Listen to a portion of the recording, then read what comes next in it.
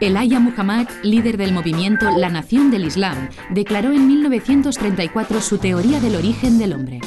Según él, los habitantes originales del mundo pertenecían al pueblo negro, mientras que los blancos no eran más que una raza molesta creada por un científico loco hace 6000 años. Ellen White, fundadora de la Iglesia Adventista del Séptimo Día, había escrito en 1864 su propia versión de los hechos. Solo los blancos sobrevivieron al diluvio universal y desde entonces un pecado había dado lugar al resto de razas: el apareamiento de humanos con animales. La idea de pureza racial siempre ha sacado lo peor de la humanidad. Como teoría es insostenible y peligrosa. Hoy sabemos que nadie es genéticamente puro. Somos todos mestizos y tenemos un origen común. Y para demostrarlo no nos hace falta un libro, sino una molécula, el ADN. En él está escrita la historia de la humanidad. Estamos en el Parc de Recerca Biomèdica de Barcelona para charlar con David Comas, responsable en Europa del proyecto Genographic, cuyo objetivo es hacer un mapa de las migraciones humanas a través del estudio del ADN. Ahora no solo los fósiles nos ayudan a descifrar nuestro origen, los genes guardan mucha más información sobre nuestros antepasados. David, ¿cómo somos los humanos genéticamente hablando, comparado con las moscas, por ejemplo? Somos bastante aburridos genéticamente hablando. Somos muy parecidos los unos a los otros. ¿Y eso por qué es? Porque nosotros somos una especie muy joven y por lo tanto no ha habido mucho tiempo para acumular muchos cambios. ¿Y en algún continente esas diferencias son mayores que en otros? Sí, en África las diferencias son mucho mayores porque nuestro origen es africano. ¿Por qué es tan importante estudiar los cambios genéticos acumulados en el ADN? Porque con estos cambios nosotros somos capaces de trazar cuáles han sido las migraciones humanas. Aquellas poblaciones que son más similares genéticamente tienen un origen común más reciente. Por ejemplo, alemanes y franceses se parecen más genéticamente porque se separaron hace menos tiempo, mientras que los masái y los chinos hace mucho tiempo que se separaron y por eso han acumulado más diferencias genéticas. ¿El estudio de estas diferencias genéticas os aporta más datos que estudiar los huesos? Es una información diferente. Piensa que la paleontología, el estudio de los huesos, es limitado porque no todo ha fosilizado ni todo lo encontramos, mientras que con la genética nosotros podemos refinar quizá un poquito más en algunos aspectos. ¿Los cambios que estudiáis son los mismos que todos podemos ver entre un africano y un asiático, por ejemplo?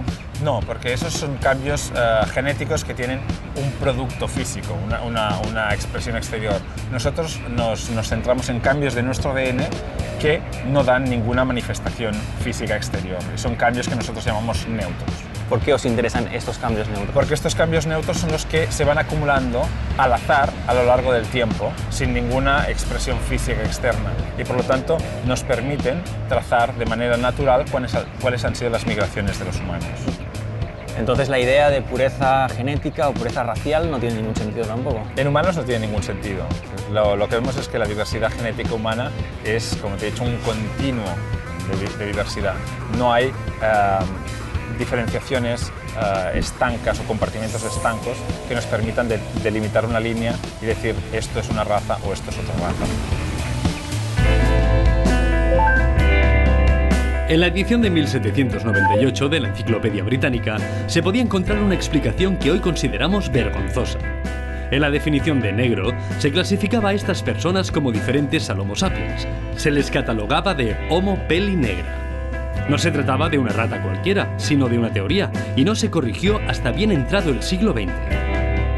La idea que defendía es que las diferentes razas humanas son especies distintas con orígenes diferenciados.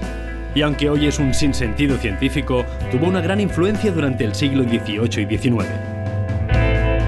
Varios paleontólogos americanos trataron de validar la teoría fijándose más en las pequeñas diferencias entre individuos que en las grandes similitudes. Pero con el tiempo, todos los estudios se desacreditaron. Desde que en 2002 se completó la secuencia del genoma humano, sabemos que las diferencias entre humanos son mínimas. El 99,9% de nuestros genes son iguales y nuestro origen es común. Todos venimos de África. David, vamos a repasar qué sabemos de nuestro origen a partir del ADN.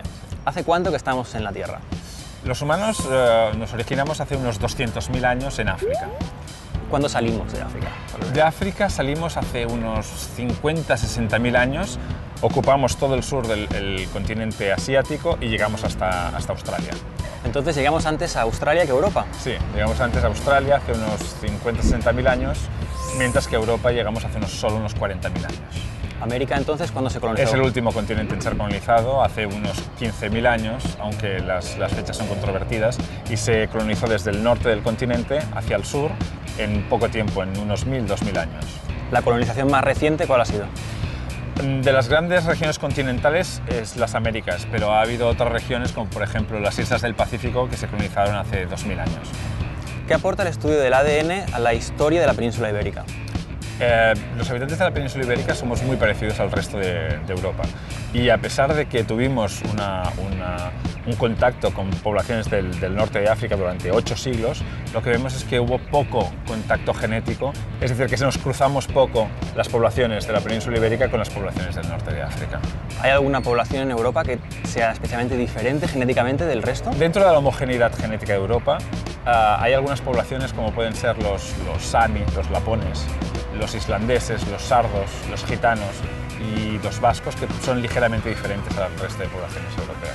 ¿De dónde surgen esas diferencias?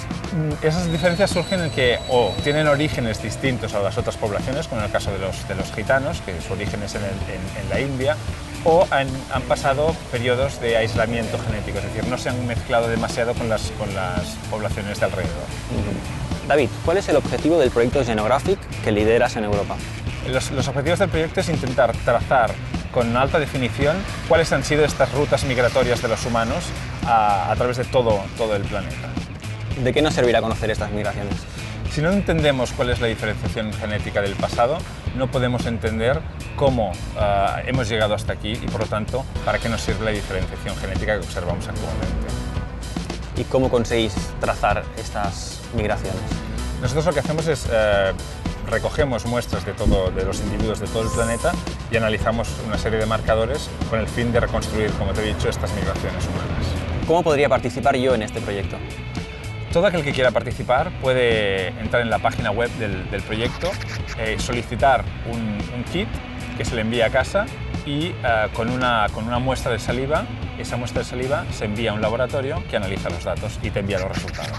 Ahora, para terminar, si quisieras dejar algo claro sobre el uso del ADN para trazar nuestra historia, ¿qué sería? Con el ADN nos pasa como las estrellas. La luz que vemos actualmente quizás es luz que se apagó hace mucho tiempo. De la misma manera, con el ADN que vemos actualmente es el resultado de una larga historia.